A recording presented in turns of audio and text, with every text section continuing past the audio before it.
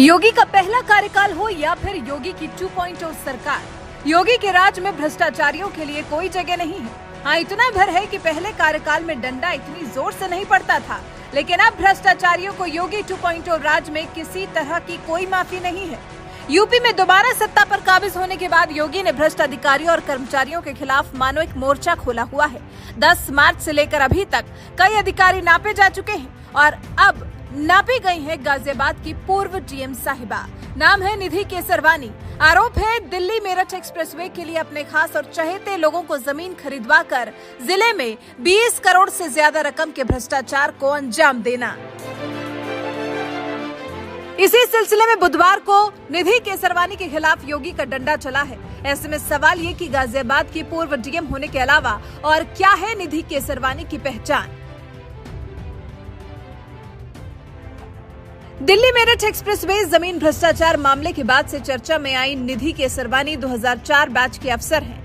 फिलहाल केंद्र सरकार में national institute of health and family welfare में उप सचिव है। जिस घोटाले का आरोप निधि केसरवानी पर लगा, इसमें डीएम और अन्य अफसरों ने पहले किसानों से सस्ते रेट पर जमीन खरीदी, फिर उसे अपने रिश्तेदारों को खरीदवा कर सरकार को कई गुना ऊंचे रेट में बिकवा दिया था, जिसमें नाम आया है निधि केसरवानी का। माना जा रहा है कि इस सब के जरिए सरकार को मोटा चूना लगाने का काम किया गया। भला योगी को अपने साथ ये सब कहां बर्दाश्त। मेरठ मंडल के पूर्व आयुक्त प्रभात कुमार ने इस घोटाले की जांच की। इसमें गाजियाबाद की तत्कालीन डीएम निधि केसरवानी समेत कई अफसरों को दोषी पाया गया। तत्कालीन एडीएम एन घनश्याम ने गांव नाहर कुशलिया और हापुड़ के गांव पटना मुरादनगर में 7 खसरा नंबरों की जमीन 30 सितंबर 2013 को 1582.19 रुपए प्रति वर्ग मीटर की दर से खरीदी, जबकि यहां 1235.18 रुपए के हिसाब से अवार्ड हुआ था। अधिग्रहण की सूचना इससे पहले 7 अगस्त 2012 को ही हो चुकी थी। जमीन 1,78,05,539 रुपए में खरीदी गई और आर्बिट्रेशन के बाद इसका मूल्य 9,36,77,449 हुआ। ऐसे में इन्हें 7,58,71,910 रुपए का लाभ हुआ। इसी तरह के कई और मामले हैं जो मेरठ मंडल के पूर्व आयुक्त प्रभात कुमार की जांच में निकलकर सामने आए हैं। अब जब मामले की जांच शुरू हुई तो फिर विकास कार्य भी रुक गया और योगी राज में विकास कार्य रोकने वालों को भी तो योगी की नाराजगी का सामना करना ही पड़ता है। योगी अपना जीवन देश हित में खपा देने की ठान चुके हैं और उनके इस लक्ष्य में अगर कोई अधिकारी अड़ंगा डालने की कोशिश करेगा तो उससे योगी को तो परेशानी होना लाजमी ही है। दिल्ली मेरठ एक्सप्रेसवे पर इस जांच की वजह से करीब 6 किलोमीटर का निर्माण कार्य अटका हुआ है।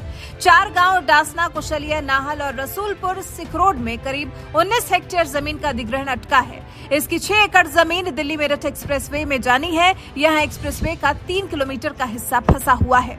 यहीं पर जमीन अधिग्रहण में भ्रष्टाचार का खेल हुआ। जमीन का अधिग्रहण साल 2011-12 में 71.14 हेक्टेयर का हुआ। 2013 में यहां अवार्ड घोषित किया गया। 2016 में क्षेत्र के 23 किसानों ने मंडलायुक्त से शिकायत की थी। उनका कहना था कि उनकी जमीन एक्सप्रेसवे में अधिग्रहित की गई है, लेकिन मुआवजा नहीं मिला है। तत्कालीन मंडलायुक्त प्रभात कुमार ने अपने स्तर पर जांच कराई तो खेल उजागर हुआ। तत्कालीन मंडलायुक्त ने सितंबर 2017 में जांच रिपोर्ट शासन को भेज दी थी। रिपोर्ट में आईएएस अधिकारी और पीसीएस अधिकारी के शामिल होने की बात सामने आई। जांच में पता चला कि डीएमए की भूमि अधिग्रहण की धारा 3D हो चुकी थी। इसके बाद भी वो किसानों को गुमराह करते हुए जमीनों को अधिकारियों के रिश्तेदारों और परिजनों ने खरीदा, जबकि इस धारा की कार्रवाई के बाद संबंधित क्षेत्र में जमीन खरीद फरोख्त रुक जाती है। आरोप है कि फिर एडीएम और डीएम ने मिली भगत करते हुए 10 गुना मुआवजा ले लिया।